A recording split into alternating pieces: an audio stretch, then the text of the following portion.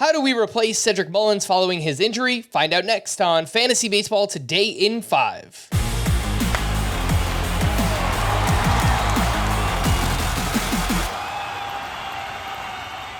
Welcome into FBT in 5 on Wednesday, May 31st. I am Frank Sample, joined by Scott White. And let's talk about Cedric Mullins, who went on the IL with a grade 2 right groin strain, and the Orioles are hoping he's out weeks instead of months, but obviously we'll find out more as it comes out. They signed Aaron Hicks to a one-year deal to help with the absence, but obviously, Scott, this is a big loss for fantasy purposes.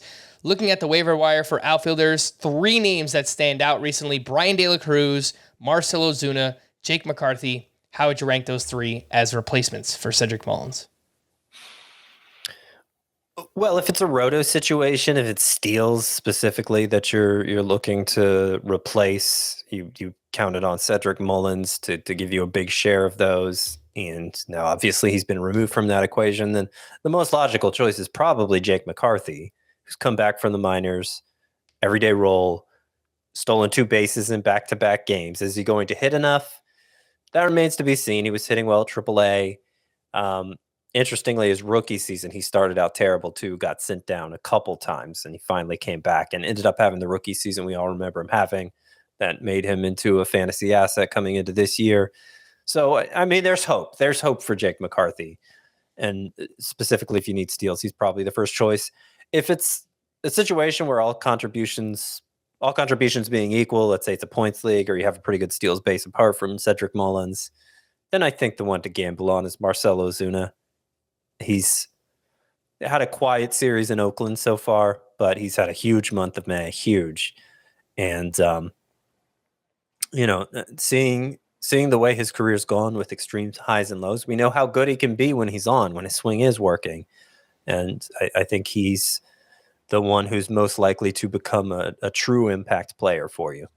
All right, let's stick with those Atlanta Braves, Scott. You mentioned Marcell Ozuna there, and they made a pretty aggressive prospect promotion in pitching prospect AJ Smith-Shawver, who is only 20 years old. He made 3 starts at high A this year, 2 starts at double A, and then 2 more starts at triple A.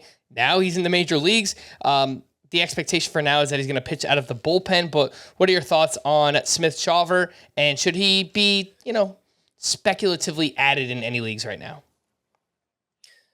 Well, it's worth pointing out he was really good in the minors. That's why they kept moving him up. A 109 ERA, 12.3 K per 9. Specifically, they saw improvement with his control this year. Not that it was great, but last year it was a disaster in the lower minors. Understandably, young guys, you point out, really didn't start pitching till senior year of high school. Didn't really focus on that until then. So it's still very new to him. And for him to make the strides he's made, any pitching prospect to go from A ball to the majors in the span of 2 months is impressive, but particularly somebody with that history that Smith-Shawver has.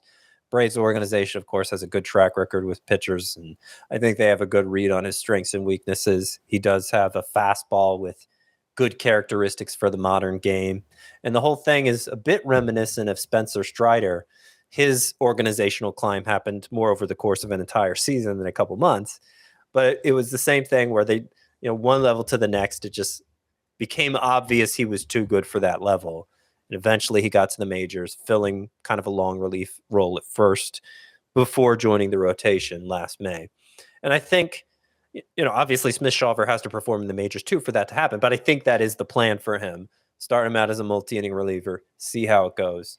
If they still have a need in the rotation by the time they're comfortable trying him out there, then they'll try him, and maybe it'll be a huge success. I don't know that he's must-add anywhere yet. It's not a bad idea to speculate on upside if you have roster space to play with, but I would consider AJ Smith-Shawver more of a monitor situation at this point. All right, Scott, let's wrap up with the Dropo Meter here, and I'm just going to throw 3 names your way. For those who don't know, the Dropo Meter, if you're a 10, you're droppable in all formats. If you're a 1, obviously you want to hold on to this player. 3 names that have really slowed down recently: Jorge Mateo, Jarren Duran, and Brent Rooker. Where do those 3 rank on the Dropo Meter? So it makes a big difference with format for a couple of them, especially. So I'm gonna give different ratings for that. I think in a shallower head-to-head league, especially a points league where there's no middle infield spot, You could call Jorge Mateo an 8 or a 9 on the Dropo Meter. What he's shown us in May is probably closer to his true self than what he showed us in April with the greatly reduced strikeout rate. I fell for it. I was wrong. Jorge Mateo is who we thought he was, the Royal We. But a 4 in deeper rotisserie leagues where you have that middle infield spot to fill. Jarren Duran, I'm going to call him a 10 in 3 outfielder leagues and a 5 in 5 outfielder leagues. And I do think there's a good chance with his recent slump that he's just out of a job when Adam Duvall comes off the IL in a week or so. And then the third name, remind me, was Brent Rooker. Brent Rooker. So that's a little more equivalent between formats, I would say. And it's going to be lower for me. Let's call him a 4. I was skeptical all along, given his age, given how long he was in the minors, that it was going to last. The strikeouts have blown up, but I do think there's good power there. If he gets hot again, I'll be singing a different tune mighty quickly. All right, let's wrap there. For more extensive fantasy baseball coverage, listen to the Fantasy Baseball Today podcast on Spotify, Apple Podcasts, the Audacy app, or anywhere else podcasts are found. Thanks for listening to Fantasy Baseball Today in 5, and we'll be back again tomorrow. Bye-bye.